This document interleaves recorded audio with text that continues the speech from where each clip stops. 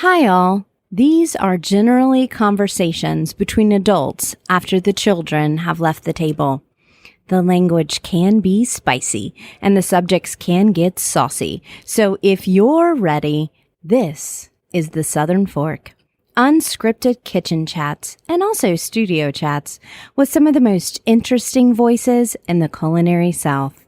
I'm Stephanie Burt, a food and beverage writer who travels with her fork to write for a variety of publications, from magazines you might have on your coffee table to the website you love to visit for your favorite recipes.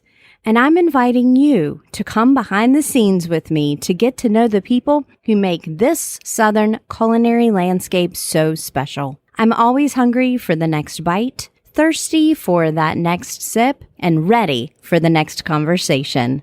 Let's dig in.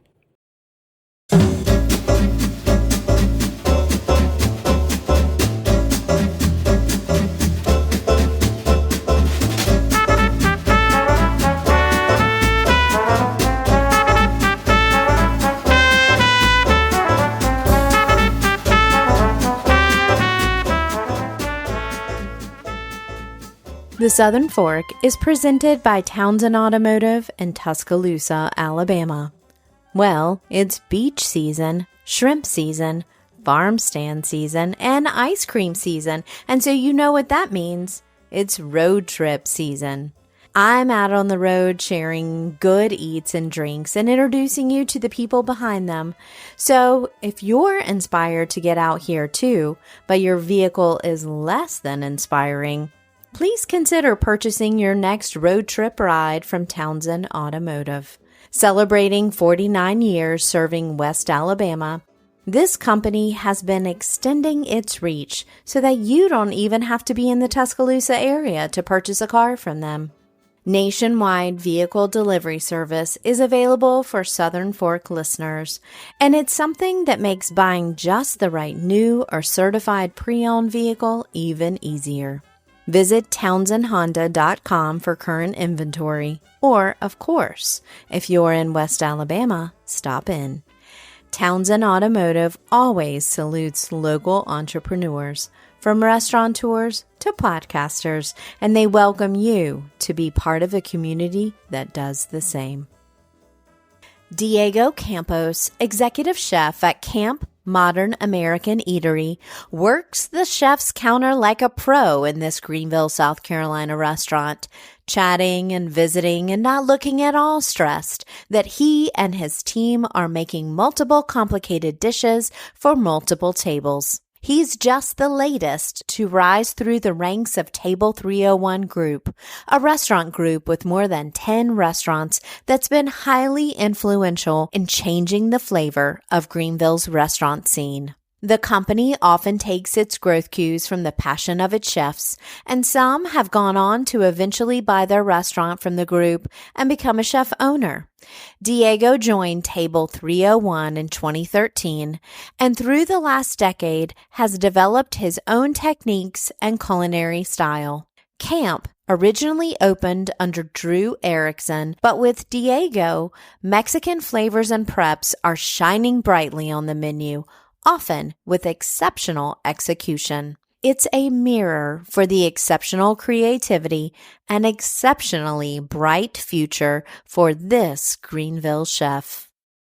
Welcome to the Southern Fork. Thank you very much. It's a pleasure being here. I'm still kind of full from last night. You ate a lot, honestly. I did.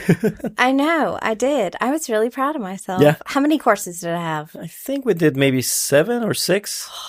Yeah. It was pajama time pretty quickly. I was like, it's not dark yet, but we're starting the ritual to go quiet. And I'll be honest, the portions, they weren't small. They weren't? They were not small, and you ate through all that, so we're proud of you. Good job. Thanks. I mean, I started calling it after a certain point, but I did prepare. Yesterday and just had a little hummus and cucumber for lunch, and nice. I was like ready. Nice. So good for you. You're a pro. Well, just talk to me midweek after like a few more of these, and I'm just going to be like, oh no, I just need kale. But I really have been wanting to come and spend time with you because what I loved about the food last night and what I had a really good idea that it was going to be good because of just the research, the things that I saw coming on the menu, and the mix of seasonality, but also catering to specific flavors. And let's just go there. I mean, this is really a fusion restaurant, and fusion in my world is kind of a dirty word still. And so I'd like to reframe that word and say that it really is a particular style of cuisine filtered through your lens, which is Mexican and Latin flavors, right? So what is that first style of cooking before it gets filtered? What are the fine dining markers that you look at, the foundations that you enjoy? I think the first thing that I have to agree with you is fusion being a dirty word. We like to say that we're trying to stick to the traditional flavors, but without being traditional. So we want to make sure that we're making the people that eat them and the people that grew up eating them to make them proud, having that essence, but they are not traditional dishes. And I think that's where the misconception of being a fusion restaurant might come in. But I don't think we're doing like Mexican sushi or like, I don't know. Which is so weird. It is so weird. I mean, we could make something happen. And I've had sushi with plantains in the Dominican Republic, and it wasn't good, honestly. I think we'll stay away from that. But speaking through our lens here at Campos, we're trying to stick to seasonality. We work really close with some local farmers. Thankfully, the world is getting smaller and smaller, and we're able to get really good products from around the world. They're at the reach of our hands, and we can make seasonal ingredients and foods from anywhere, any day. And that's what we try to do. Stick to seasonality and make everybody proud. Whoever eats it, make them proud of what they're having. Well, I know we're going to talk about seasonality. So maybe we should start there before we talk about the traditional flavors.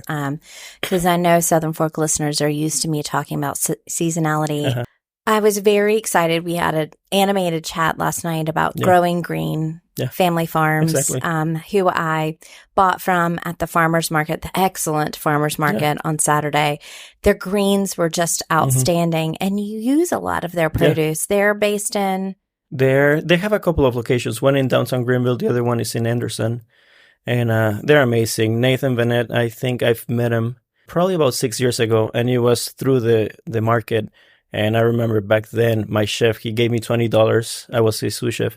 And he said, go make some connections. And it was a Saturday, I went to the market, and I spent my $20 buying radishes from him because they were beautiful. It was beautiful radishes. And I agree with you. I mean, anything that he sells is amazing. I think I show you the flower bouquets that we have, and they're from Nathan. And also the summer squash that we're getting from him. We're excited about the peppers coming in soon. I think they had some patty pan squash on Saturday. And I was like, no, don't get those.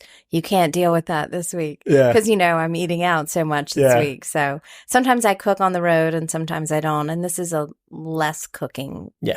More eating. More eating, yes. And then also we had a velouté. Mushroom velouté dish. With vol au vent. Vol au vent, thank you. I was thinking of the sauce, not the dish. Sorry. It had puff pastry and dark spore mushrooms, right? Yeah. And so there was blue oyster. You had blue oysters and also golden oysters. And dark spore, they're a urban farm that they're in Piedmont here in South Carolina. And they have great product. The mushrooms are amazing, and they switch it up often. We basically just trust them, and we get whatever they want to send us, just because we know that we're going to get their highest quality product at the moment. And that was the richest dish I had last night. And that was the moment where I flew up a little tiny white flag, not a full white flag. It wasn't a full white, yeah. You were about to give up, but I think we gave you words of encouragement.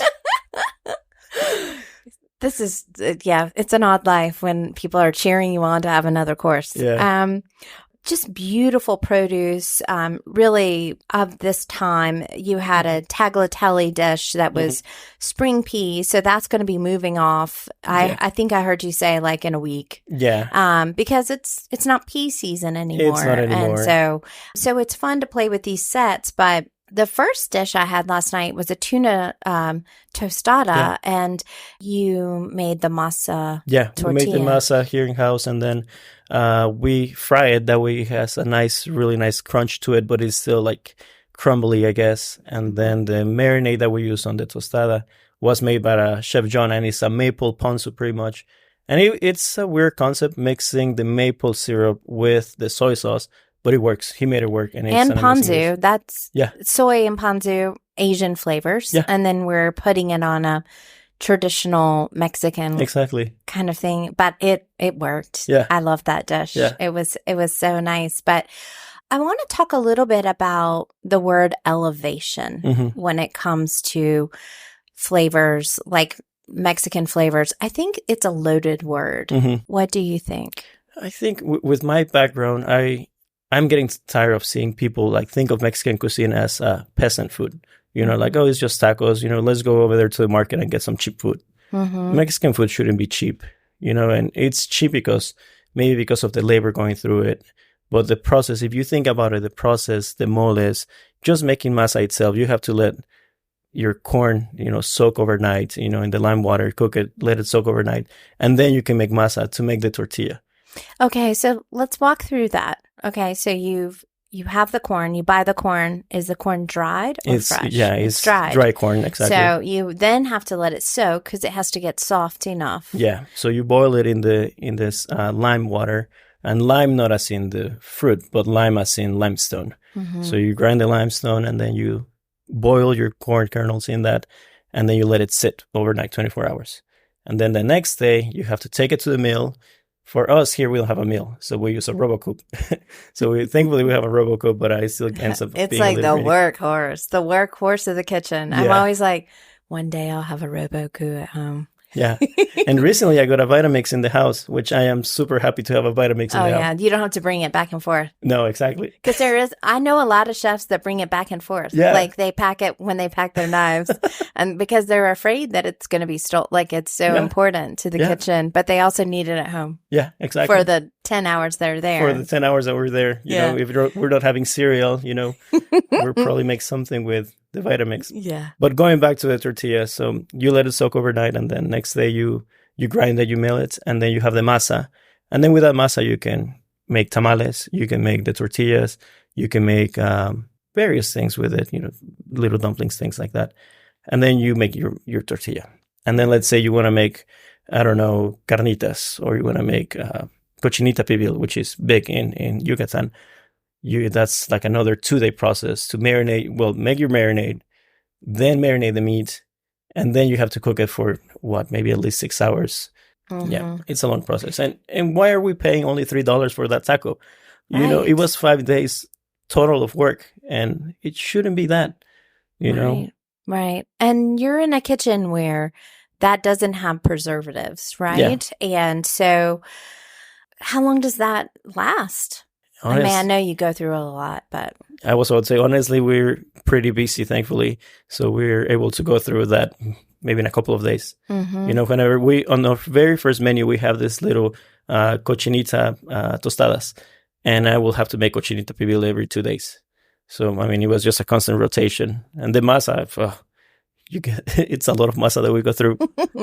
But, and there's somebody that's assigned for that, right? Yeah. Yes. Exactly. Well, I wanted to bring up the chef's counter last night because I was to have the opportunity to sit there. But what I really noticed, first I noticed that all your staff calls you by your first name, Diego. Mm-hmm. They don't say chef. Yeah. And I secondly noticed that everyone seems to be having fun and having a relationship with each other. Like there seems to be an ongoing kind of conversation that's calm. Will you speak a little bit about creating that kind of culture in a fine dining space? Yeah. It's that balance is a little tough because whenever you have a very comfortable workplace, it's a little bit difficult for some people to take it serious too. And that's where you have to come down with a hammer.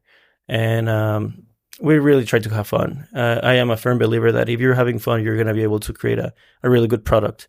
And whenever we hire new hires, we are honest with them. We're like, we love to have fun. We love to joke around. But at the end of the day, this is a business and we have to take it serious. And if you're not taking it serious, then I'm sorry, but there has to be something. The staff, they understand it. And last night you had the pleasure to meet Chef John. He's one of our sous chefs. And you also got to meet Chef Dawn. She's amazing. She works really hard. And she was just rocking and rolling. I just watched her. She just was like calm and was in the center and touching a lot of different dishes. Yeah. And going back to the fun part, yesterday she brought her little karaoke machine and we sang a few songs at the end of the shift. And it was fun. We love to have fun, and we love creating that culture where we're able to have fun, but still, take the job serious. And I'm glad that people are able to see that we're having fun and see that we're enjoying ourselves. Because at the end of the day, we're here to work. But if you can make the workplace a little more fun, that's better. Okay, so on the serious side, yes. What is the thing that as executive chef, like people know they cannot mess up, they cannot touch? Is there a dish that like you always have to touch? Is there something that is just a known fact that like, no, you can't get near that with him? Previously, we had a really nice Iberico leg out in the kitchen.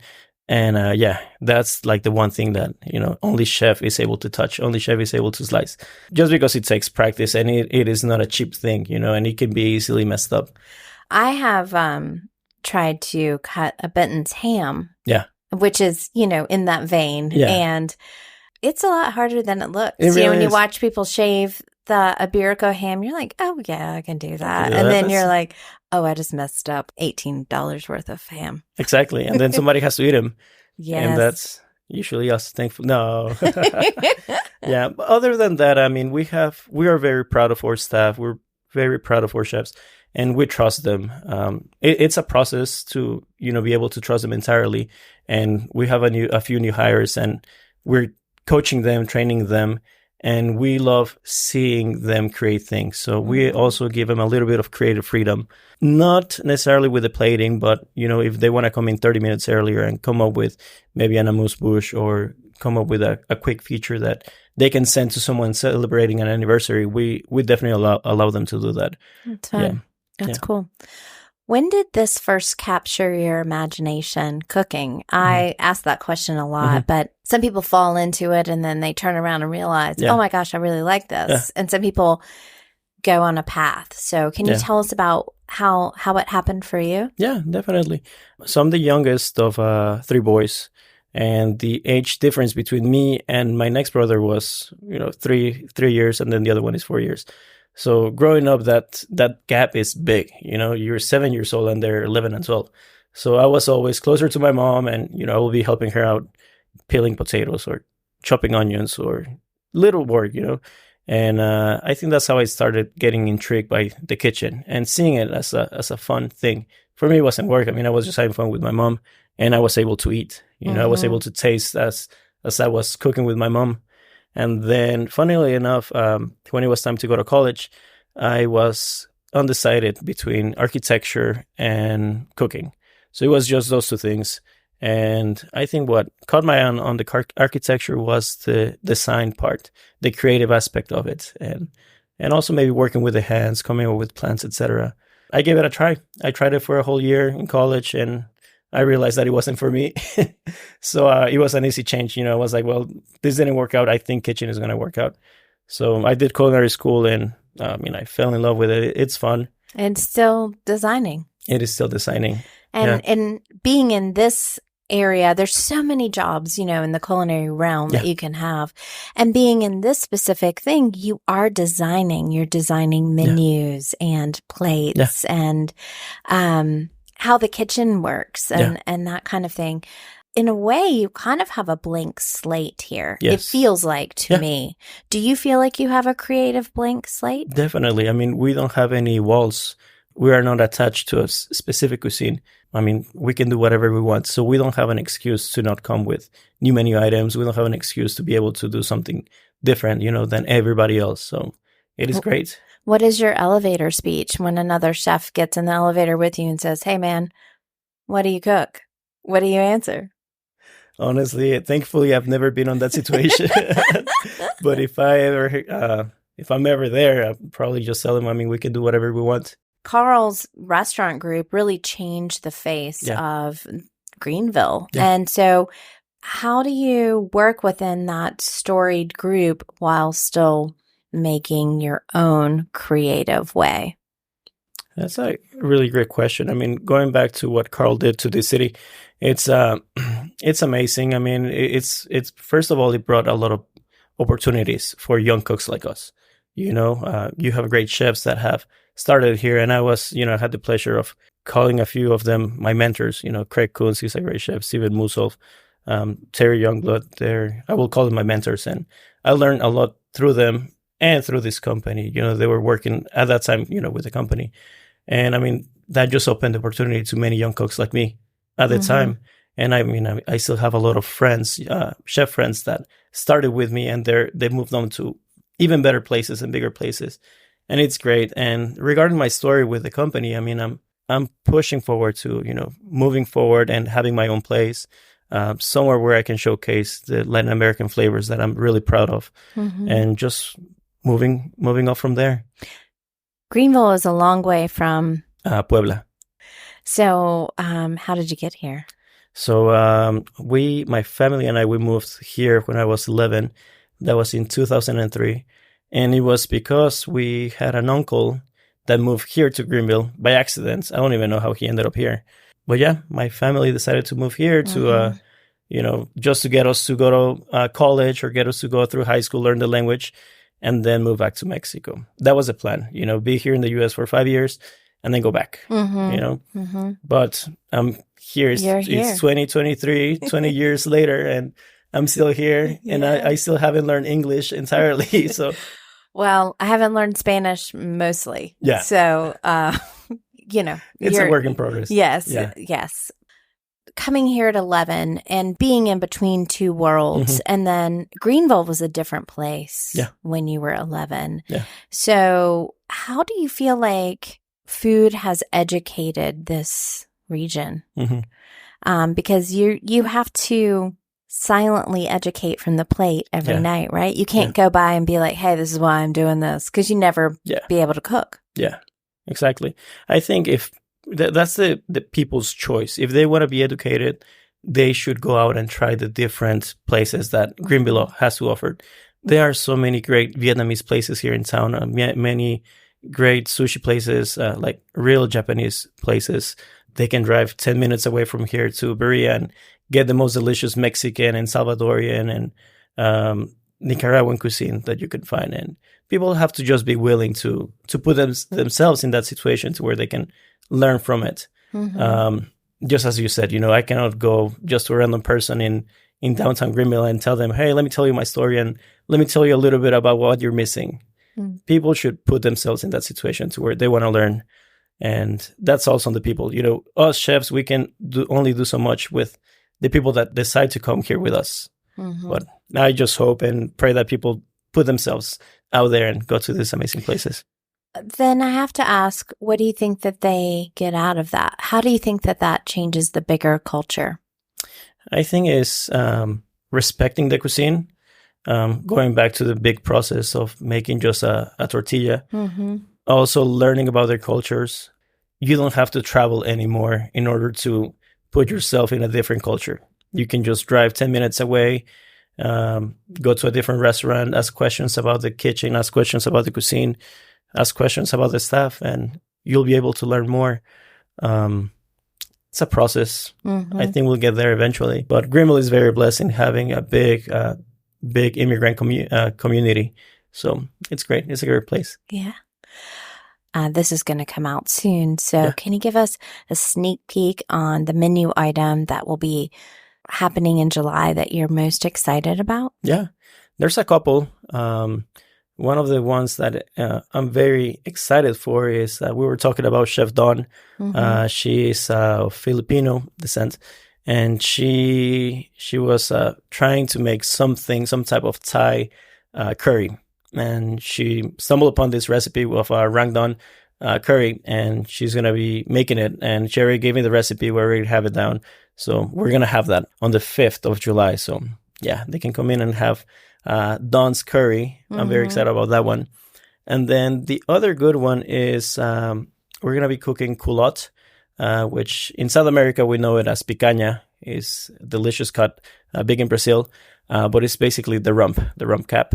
And we're going to be sous videing it. And Of a cow? Of a cow, yes. Okay, sorry. Yeah. Big rump. There's a lot of rumps out there. There's a lot of rumps out there. Some more delicious than others. But Amen. But beef is great. And the beauty about this cut is that it has a really nice fat cap. That, once we cook it sous vide to 130, it's going to be a nice mid-rare. And then once we sear it on the fat cap side, it's going to be nice render fat. It's going to be delicious. That sounds really good. You know I like beef. Yes. You ate a lot of beef. Those pinches were good, huh? I haven't. I've saved mine. I've saved my second skewer. I actually took home a little bit of leftovers, dear lovely listeners. I was hoping she wouldn't say that, Well, I'm definitely not that hungry after eating all those courses last night, but I have to ask you, this is a wonderful achievement. What is making you hungry now? What is percolating in the background for you? Again, I love my heritage. I'm proud of being Latino, and I want to show and educate people about the land of flavors. And just having a place that I can call my own and be able to educate people mostly, Right now, I'm 31 and I don't really care about the money, maybe not at the moment.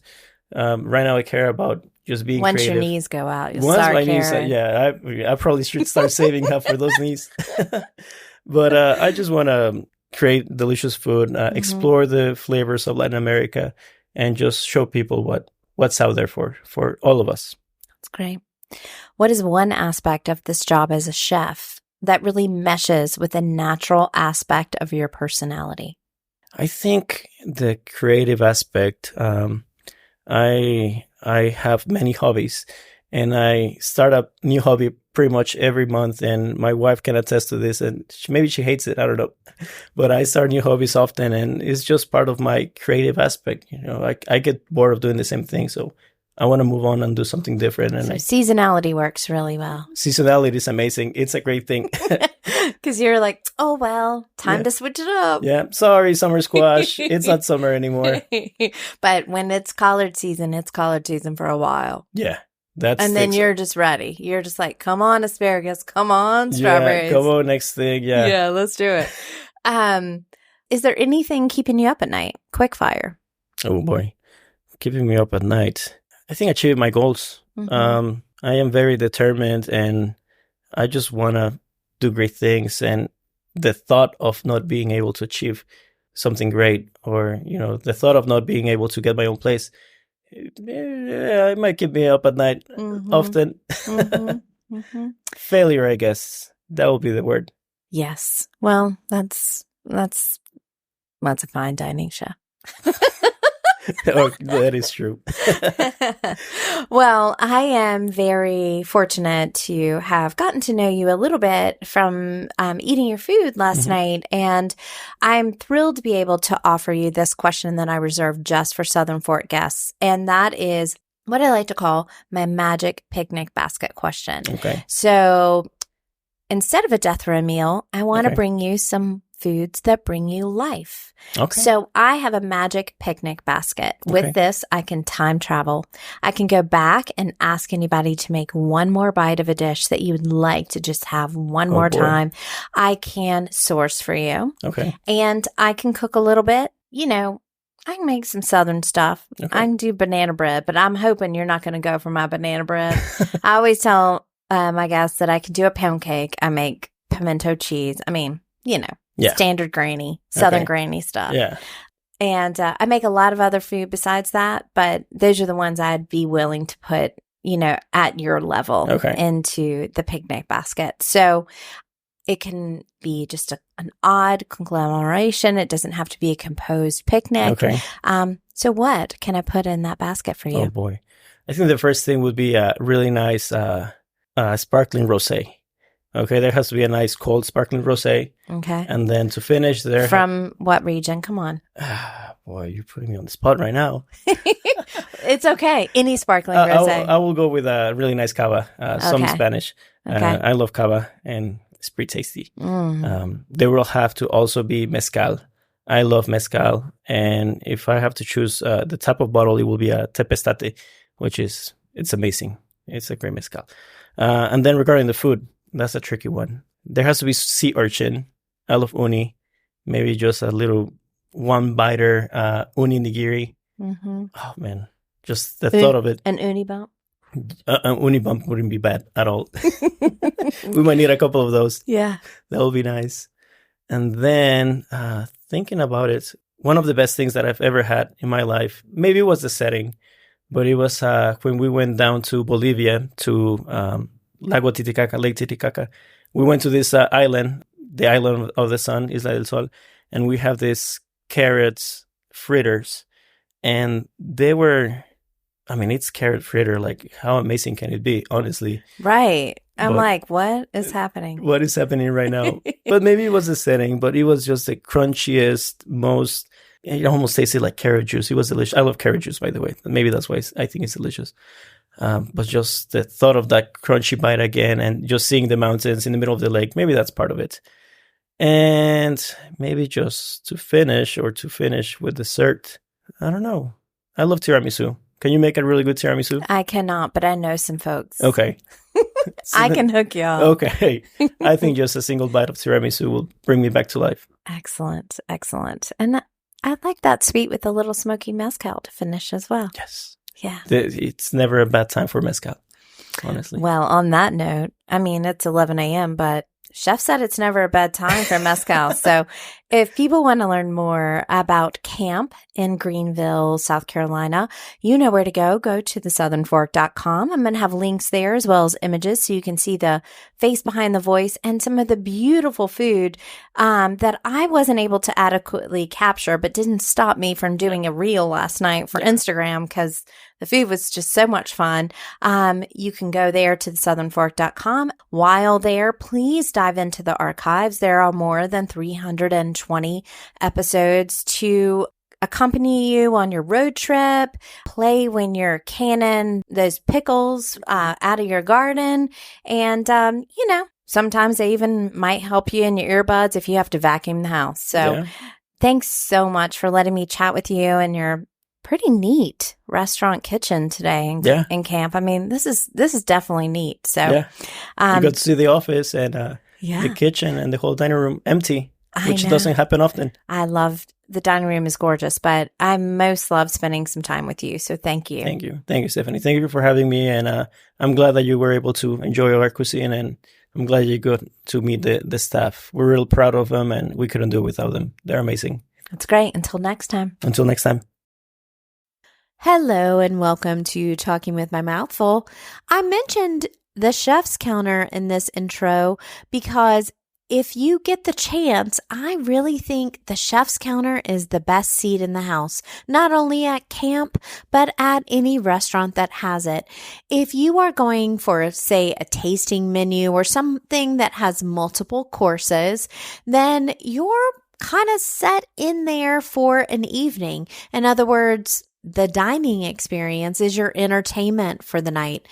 Adding the experience of a chef's counter adds to that entertainment. You're up close to the action. You can see the chefs. Sometimes they want to interact with you.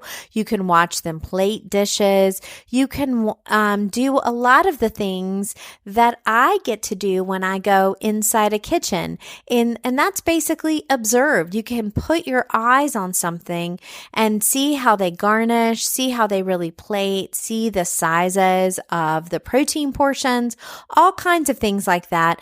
And it's a little bit like passive culinary education of your own. Not only are you watching them make beautiful dishes, but you're also, if you're a cook, learning maybe a new trick or tip while you're waiting for your next course. So I love that restaurants can be entertainment as well as sustenance and just filling my belly.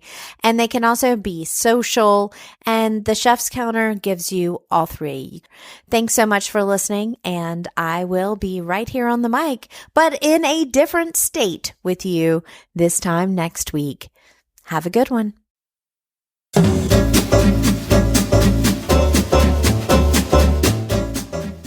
You've been listening to The Southern Fork. I can't wait to bring you more culinary conversations, but in the meantime, I have one question. Are you gonna eat all that?